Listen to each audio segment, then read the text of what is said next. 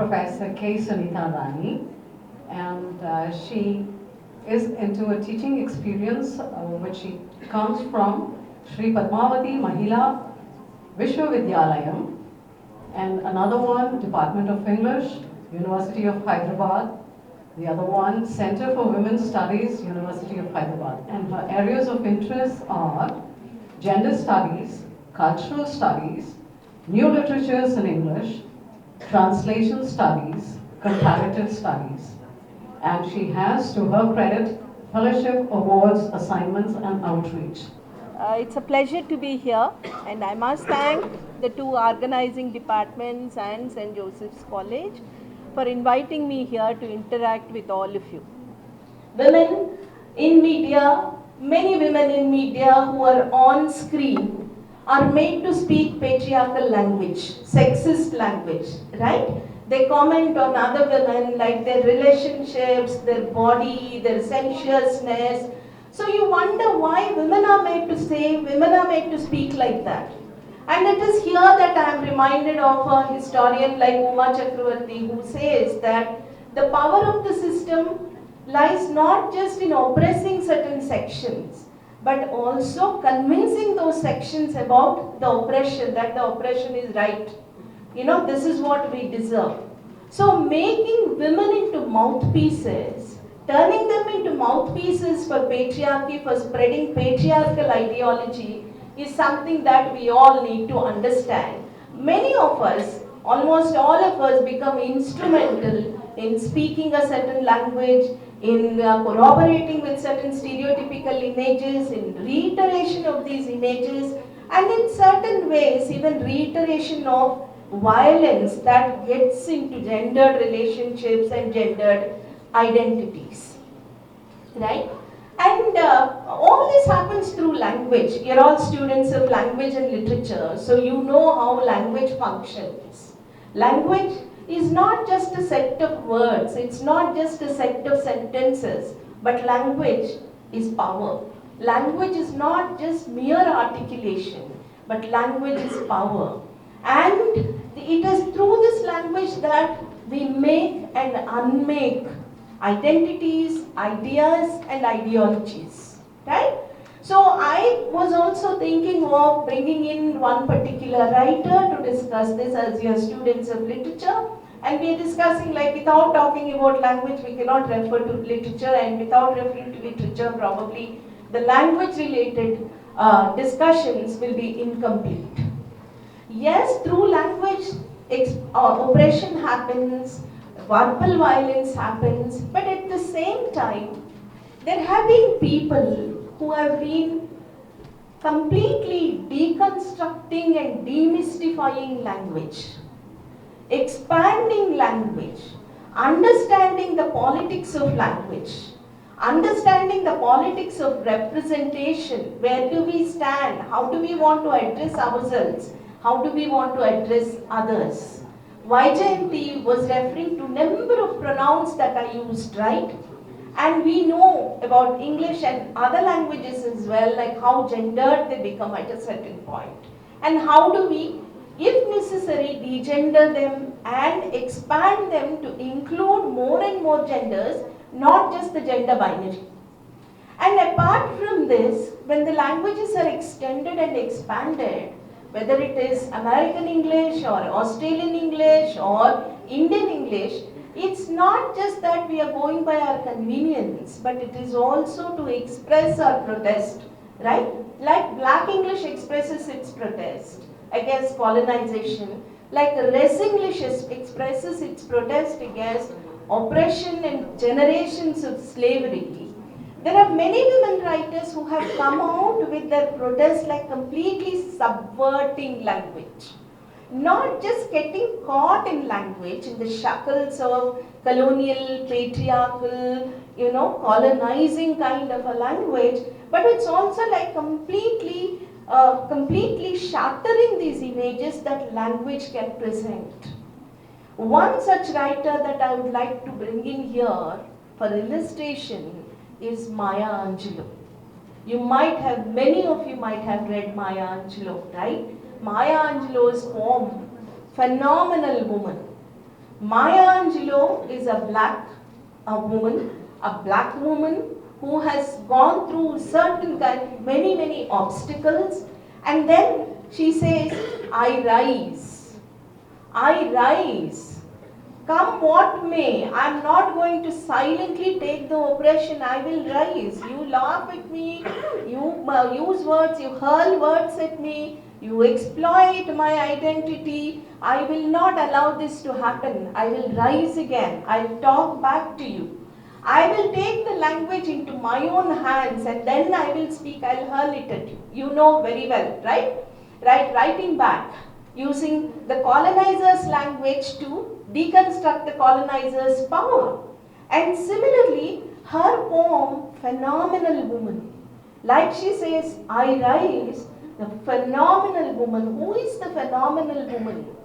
The phenomenal woman is the one who never hides her identity, who never hesitates to speak about herself, who never broods over the past that my identity has made me a subordinate being, who does not celebrate the history of slavery, but who is the one who writes a new history and the ongoing history by asserting her identity. When she writes Phenomenal Woman, I'm sure many of you might have read the poem, where she is talking about her body, her sexuality in an unhesitating manner, but not just to celebrate the sensuality of her body, but to say that my body is mine, I have the autonomy over my body, and I have every right to speak about my body. And she says, when men look at me, probably they are surprised why there is so much shine in my eyes, why there is a certain sway in my walk, why I always stand with such confidence. They might be surprised, but I want to be like this because I'm a phenomenal woman. When Vaijayanti was speaking, she was referring to the intersecting identities of women or anybody else for that matter. Caste, race, language, region, any number of things. So when Maya Angelou is talking about her femininity, it is not just the femininity that is speaking, but it is the femininity that was enslaved sexually, a race that was completely culturally massacred. In terms of dignity, they lost their dignity. As a race, as a people, they were quote unquote transported and they were massacred and they were completely enslaved. And when she speaks like an African American woman. Not only to write sob stories, not only to narrate the pain and the anguish that they have gone through, but to assert herself, her black woman's identity, femininity, and the entire history. I'm also bringing in this example. You can see how conscious I'm about the time, so I'm looking at my watch. So it's also to talk about who are the men that she is referring to. Black men, white men, she doesn't say who it is. But we can understand who she is referring to, the hegemonic masculinity. Not the subjugated masculinity, not the toxic masculinity, but the hegemonic masculinity, the white masculinity, white supremacist masculinity that always tries to overpower black femininity. Many questions that women continue to face are constantly, questioned back by many women in language and literature. And one among them is Maya Angelou, like Jamaica Kincaid. Jamaica Kincaid's Girl is another text that many of you might have read, another black woman, who writes about the way women are instructed and how language becomes the best source of instruction. Please read it. It would be an enriching text for you if you read. It's a very short text where she is talking about a growing up girl who is constantly told, asked, scolded, do you want to become a slut? Do you want to become a slut? If you behave like this, you will become a slut. If you do this, you will be called a slut. You want to be called a slut, right? Do not become a slut. So that instruction through language, and every line of the text uses the word slut once. That is to destigmatize the word and also to say how much pressure, particularly on girls, to turn into an ideal woman, to turn into somebody who is respected, who is not called a slut. But being called a slut is not just about being a woman, but being a black woman who was enslaved, whose ancestors were enslaved once upon a time, who are stereotyped, right? So, language and literature, we find many sources that help you to deconstruct the images that are sent to you, the instruction that is given to you, the training that you always get to fit into a certain kind of an image. I know you are a generation that has been discovering language constantly. Right, WhatsApp language, Tinder language, what-not. There are many ways of discovery of language that is happening at various levels. Language is at your fingertips, right? You're just playing with language. Meanings changed. But let us also understand it is fun to use language, to experiment with language. But let us also understand that language is politics. That makes us and that also unmakes us. Language, the politics of language affects, influences every aspect of your life. So it's very important to subvert this language if necessary, the oppressive language that is controlling you in some way or the other, and also take it into your hands to, like we have used the colonizer's language to hit back at the colonizer.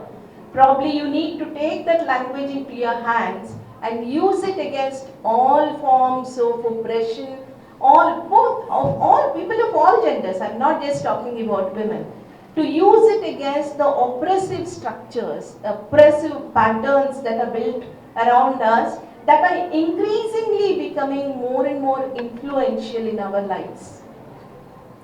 Before I conclude, I can see that it's 14 minutes. So before I conclude, I'd like to bring in Lee Maracle from Canada. In one of her texts, she says that every time I speak, it's like writing my name on the blackboard. That is, every time I speak about from my location. I speak from my history, I speak from my identity. And whether you agree or not, most of the girls sitting here, young people sitting here and my colleagues sitting here, including me, we are standing on the shoulders of those women who fought for minimal education 100 years ago. We may not realize like what obstacles we have crossed, how privileged we are. But we are definitely privileged because we are standing on the shoulders of the pioneering women. So because we understand the movements, the struggles, I think it's very important that whenever we speak understanding our locations, our identities, and the need to subvert the structures, oppressive structures of language, whatever form it could be. So when I am speaking, when all of us are speaking, it's almost like writing our names on the board, on the blackboard. The blackboard might be full, it might become full, it might overflow, but still I think we need to continue to write our names and emphasize, assert our identities. Thank you so much.